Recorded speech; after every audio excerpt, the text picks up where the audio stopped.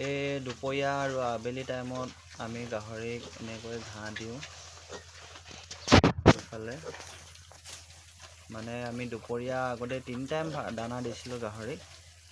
তো আজি এমাহমানৰ পৰা আমি 3 টাইম নিদিওঁ, 2 টাইমেই দিওঁ। তো দুপৰীয়া টাইমটো তেনেকৈ ঘাঁহ চাহ অলপ দি চৰাই পোৱালিকেইটাও ঘাঁহ খাইছে অলপ চলপকৈ।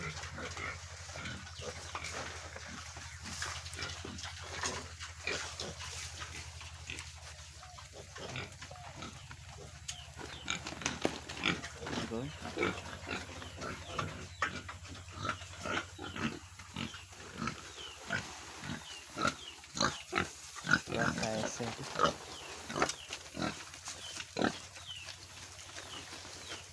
তো 2 টাইম দানা দিলে বহুতখিনি আমাৰ দানা বাচি যায়।